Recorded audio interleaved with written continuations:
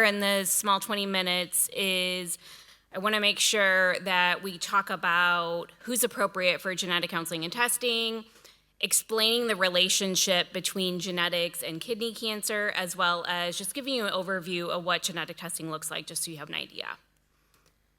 But before I do that, I would love a raise of hands if you've actually heard of a genetic counselor before. Has anybody? Oh, this is great. Yay. Okay, so that means that our team here is talking about it. You've either seen me or somebody else, so that's good news. When I started at OSU 7 years ago, we did not have an established genetics clinic to see our kidney, prostate, bladder, GU patients. So that was my goal when I started, was to create that so that we could make sure patients like you and others had somebody who specialized in that area. Before I started OSU, I saw all cancers, and so I had the privilege to work with all the people who have spoken today to specialize and really have a much better understanding of how kidney cancer works and kidney genetics. So our role in the team is a fewfold, as you see on the slide. So we really help patients understand genetics, hereditary genetics, how to get that testing done, what does that look like for you, what does that look like for your family, how do we get it done, really answer all those questions and help to facilitate into research studies, help other family members get testing if we need to do that. Sometimes getting test results can be overwhelming and shocking, and so we also have training to help families and individuals get through some of those results and how to handle dealing with family members. Maybe if you don't have a good contact with them or you have fear in sharing those results as well. So when I think about when genetic counseling and genetic testing should be considered, it usually comes from two different perspectives.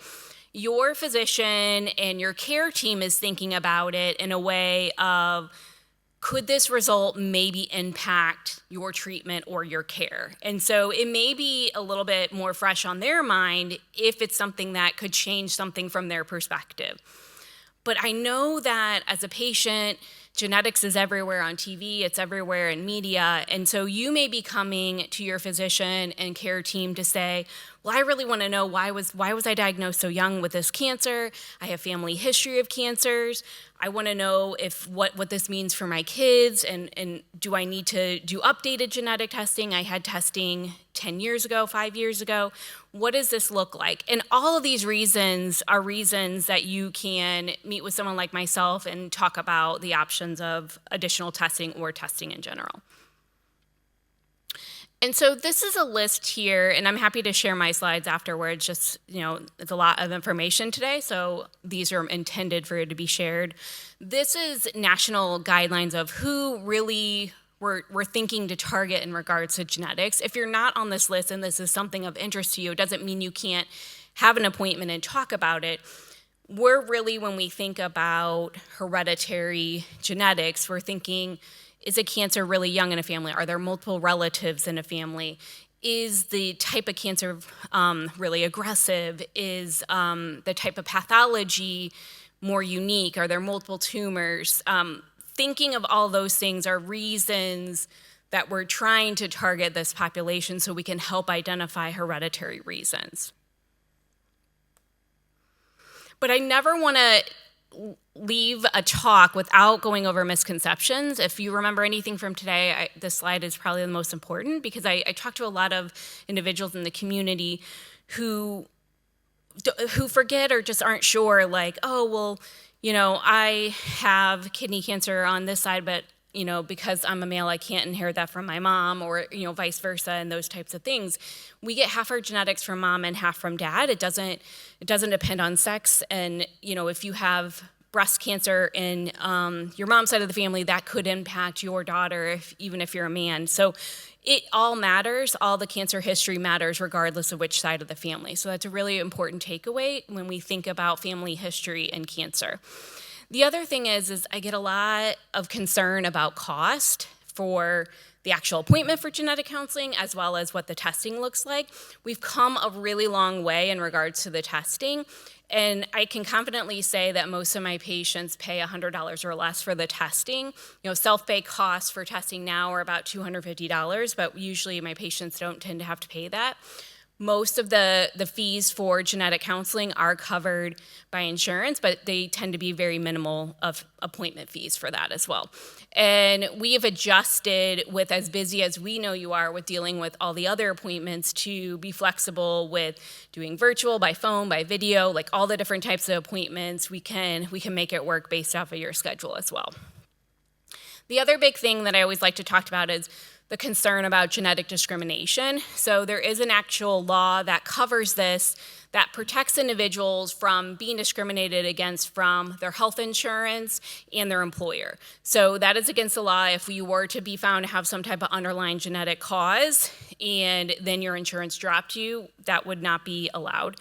The thing that we do, sometimes stress in families is talking about long-term disability and other types of treatment care plans, because sometimes those follow different rules. And so those are things that we get into before we do testing, and something to think about pros and cons when testing. It's not always straightforward.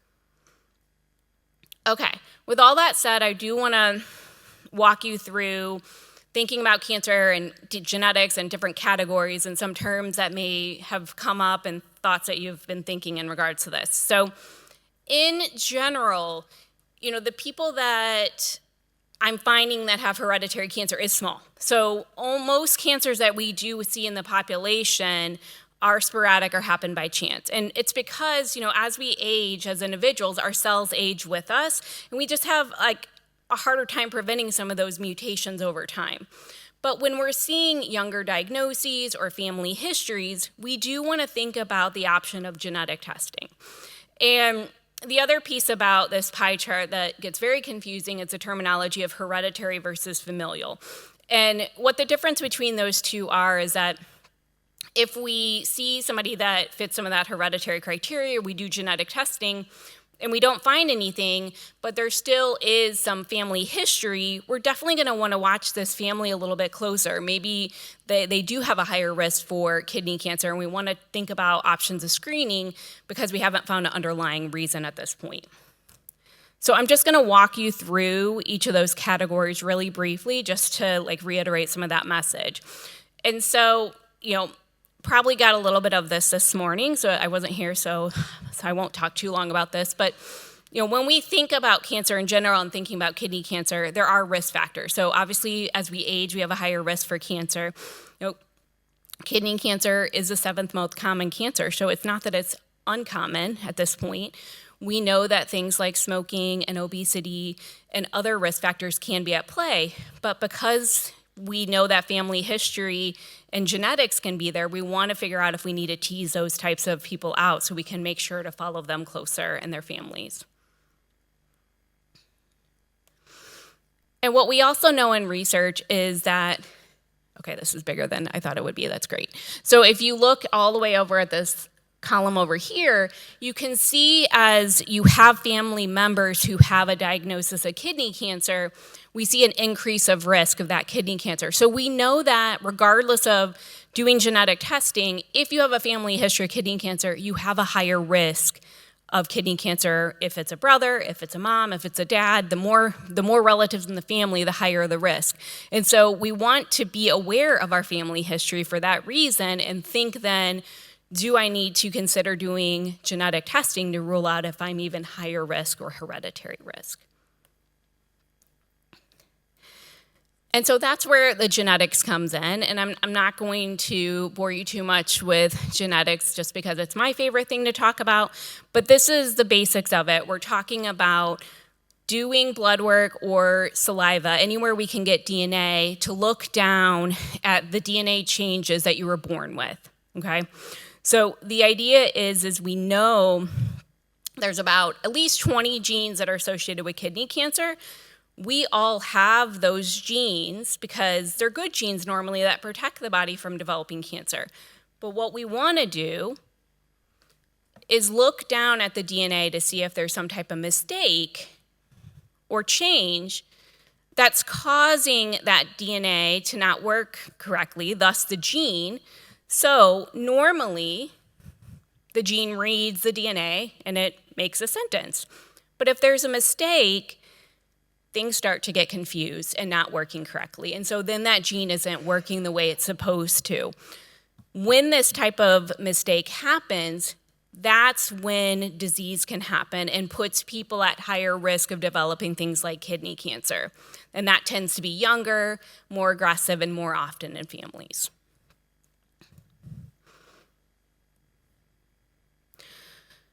So not to complicate things too much, but I just can't leave here without talking a little bit about other genetic testing outside of just thinking about hereditary, because we can see genetic mutations that aren't hereditary. So cancer in general is a mutation, but really when we're thinking about hereditary genetic testing, we're thinking about what's running in the family, what are you born with, how does that get passed on to your family. The somatic mutations, or the mutations that are isolated to the cancer, can be information and helpful actually to your medical oncologist. So there may be discussion with those providers about additional genetic testing outside of just genetic testing that we would talk about in regards to hereditary.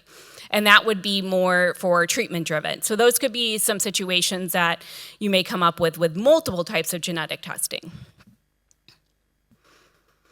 And just to break that down a little bit more, because it can be so confusing and complicated, I made this little chart just to say, okay, well, why would I need germline or hereditary testing? Why would I need somatic testing? Who tends to order that? And what type of sample is used for that? And what does cost look like? So that I just leave this here as a reference for you if you come across this. And just to break that down one step further, so we talked a little bit about when you're born with a mutation on the lower part there, here. So you're one step closer to cancer, thus where we see younger, more aggressive, more family history, than up here where you don't have hereditary cancer, but cancer can still develop over time due to aging, due to lifestyle exposures, other things. What we see here is in that second copy can have some of those lifestyle exposures happen, and that's when cancer happens, but we tend to see this younger. Okay, I want to quickly walk you through what genetic testing would look like and some of the results too. So as I mentioned, but just to go back over this again, we tend to do blood work or saliva. Both are good samples for DNA.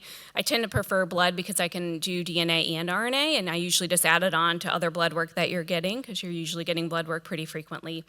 We talked about 20 genes, but as we've had a theme of elevating our understanding of kidney cancer here at Ohio State, I tend to order more genes because I think we're still in this place of I think we don't know what we don't know in the space of genetics. So you may have a test that's more than 20 because I think we're still learning. And additional genetics types research studies are going to be highly important as well because we're just still learning things. And when we think about kidney genetics, we're just getting started, in my opinion. We're much further in other cancers and other disease spaces and genetics, and I think we have a lot still to learn. Results are actually very quick. When I started in this field, not to age myself, it's been a long time, but results used to take months, and now I can get them in 2 to 3 weeks, which is really amazing. So results are very quick and very timely. We can learn this information and what it can mean for you and what it can mean for your family very quickly. And like I said before, just to reiterate, most insurance cover this very well. And there's very good financial assistance. So we tend to see 3 types of results when we do genetic testing. So if somebody is found to have a positive result, what that means is we found one of those genetic changes, and thus then at that point we would talk about, well, what does that really mean for you? Does that mean we need to think about other cancer risk? Is it mean that we need to be thinking about higher chance of a second kidney cancer? Is there other cancers associated? When we think about hereditary kidney cancer, kidney isn't the only cancer that we need to worry about when it comes to being hereditary. We can see other types of tumors and other types of cancers. And so the gene and knowing this result would really help us to help you know your plan, and I can help coordinate that to other providers in OSU or other providers like close to you that would understand this type of gene. The other piece about a positive, it means that your siblings, your parents, and your children also have a 50% chance to have the same result. It doesn't mean they will have cancer. It means that they have a higher chance to test positive and higher chance as well to have associated kidney cancer, potentially. So the bigger thing is we want to make sure that you all understand that if there is a positive result, we can then see patients, family members to get testing as well and help coordinate that to make sure those individuals in the family understand results too. Second type of result is a negative. Again, if we go back to the pie chart, most of the people that I'm going to see are going to test negative. Most people will test negative because most cancer is not hereditary. So if the genetic testing comes back negative, then at that point, you'll continue doing everything that you're doing already with your provider. I wouldn't change your care in that way. And at that point, there's not a higher risk of other associated cancers that can be affiliated with other syndromes. So that's always good news when it comes to negative testing. And the other thing is that other family members aren't at that high risk of hereditary cancer. They still have the family history, and we talk about what do we do in regards to that. But at this point, we wouldn't put family members at high risk. As you can see, there's two types of results under the negative. So sometimes if we test a family member after a positive result, and then the family member's negative, then we know that that family member doesn't have the known hereditary mutation. And so then they are not at that high risk. So there's two negative result scenarios. So the patient who has cancer diagnosis tests negative, and we don't know why their diagnosis and there's not risk in the family, or if the patient tests positive and a family member tests negative, then the negative family member is at low risk because they've tested negative. The third category result is what we call an in-between result or an unknown. And what that means is that we found a change in the genetics, but there's just not enough data to say that this is associated with cancer risk or it's not. Most of the time, though, when we see these types of results, we are going to treat it as negative because it's just a change that maybe makes you different from other people that long-term data hasn't seen enough at this point. But the good news about this category result is that the labs are working in the background to continue to try to reclassify these, and eventually they update us so that we can let you know, hey, we've seen this result enough times to now say that it's not associated with hereditary cancer at this point. But you will get very specialized discussion on this just due to whatever we're seeing in the greater population on this and what it looks like for you and what we're thinking as your team. And so all of this comes together after we get results and such, and just making sure this is very personalized to you. There's no cookie cutter response to these types of results, just as you know that every patient that we see has similar treatments, but not always the same because everything doesn't always work for somebody. And so we have to talk through, what does this result look like for you? What does it look like for your family? Consulting your team to make sure there isn't anything else we need to be doing. Should we be talking about research studies and additional testing? Sometimes that can come up as well.